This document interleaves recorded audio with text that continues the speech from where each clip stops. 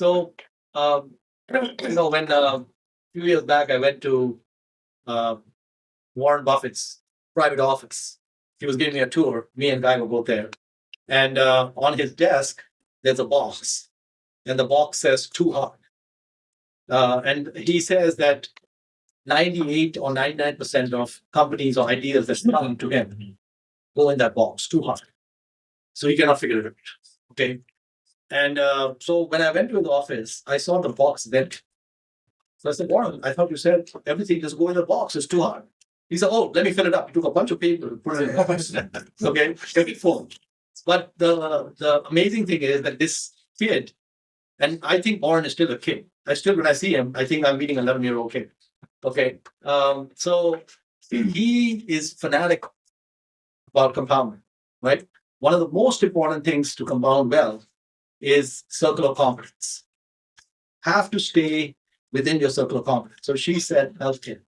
China healthcare will do well. You know what happened in my brain when she said that? In and out. Mohnish, idiot. What do you know about Chinese healthcare? Nothing. Okay. Mohnish, are you going to invest in Chinese healthcare? No. Now, if she sent me a 20-page write on a company which explains why it makes sense, maybe I can do something. Please send it. Okay, but until then, I can't do it. So we have to do what I would call anomalies. We have to look for strange things that show up once in a while. They don't show up all the time. So we have to be like scanning the horizon and doing nothing. Once in a while, something will show up. It makes a lot of sense, and then you act on it. So I'll give you an example. A few years back, someone sent me a write up on a steel company in the U.S. Okay, and the kind of the economics of this company was that the stock price was I think around $40 a share, $45 a share, and they had $15 a share in cash, no debt. And next 2 years they had contracts where the earnings are $15 a share. So the next 2 years. So between the cash and the next 2 years of earnings, you're paying 45, you get the 45 back in 2 years. But you still have the company, all the plants and everything else. So after 2 years, there's no visibility into what's going to happen. But all you know is, and it's a cyclical business, can go up and down, right? So I said, okay, we're going to make the investment. We're going to keep it for 2 years and see what happens. Because I take in the cash, and at that point, I got all the cash back. So I bought the company for 45. 1 year goes by, and they say another 2 years is $15 a share. So one more year is set. The stock is now at 75. Okay, so it moved up. So I said, okay, now it's $60 for 15 plus 3 years, $60. I said, let's wait because we are now above our cost. Then they announce 1 more year, $15. Okay, and then now the stock is at 90, right? It's doubled. And then I'm thinking I should sell and whatnot. Then they announce someone is buying them for $150. I don't even wait for the deal to close. The stock goes to 150, I sell it. Okay, so I don't need a lot of horsepower to figure that out. It was easy to figure out, but it doesn't happen every day. So the important thing is that Charlie Munger says there was a friend of his. He's a billionaire. He lives near Stanford University, John Arriaga, and John Arriaga only invests in real estate within 1 mile of Stanford University. So you take Stanford 1 mile around, that's the only thing he invests, nothing else. And from having no money 40 years ago, he's a billionaire. And all he did was he never put on a lot of debt. And when things went down, he bought. And when everyone got euphoric, he sold. That's all he did, and he has planned that. So what is John Arriaga's circle of competence?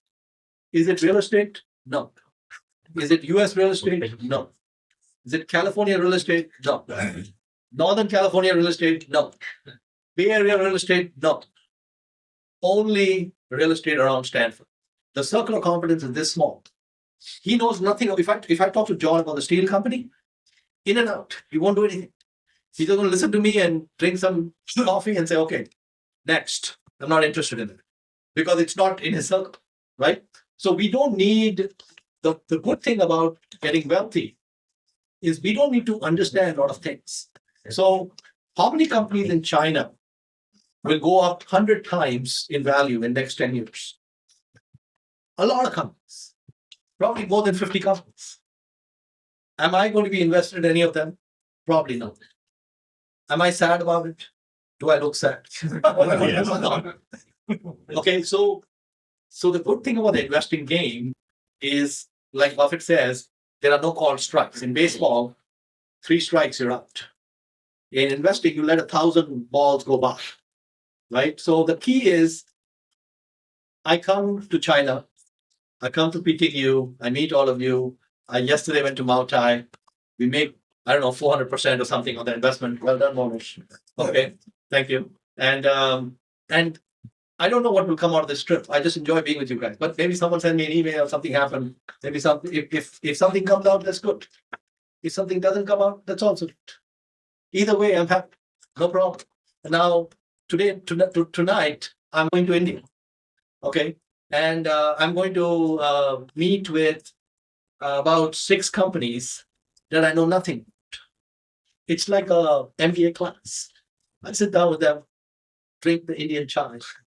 Hey, tell me about the business. I don't care whether I invest or not. I just want to learn. I enjoy learning, right? And if I keep doing these meetings, sometime there will be like the steel industry something. Like I was at one meeting a few months ago. The market cap of the company is less than 100 million. Earnings in 3 years, 50 million a year. I said, excuse me, please repeat. I made him repeat 3 times. Okay, just to make sure I heard it correctly. That's it. We didn't need to do a whole lot. We studied the company. It's obviously there. It's all the numbers are there. We can make sense of it. The market at that time was not interested in that industry. They hate the industry. So that's what you want. Things that are hated and unloved. That's what I look for. What do people not like? So a few years back, Maotai price went down because of all the corruption, right? If you're a government official, you cannot be drinking Maotai. And so much of the consumption is government, so the price went down. I'm happy. No problem. Happy to buy it.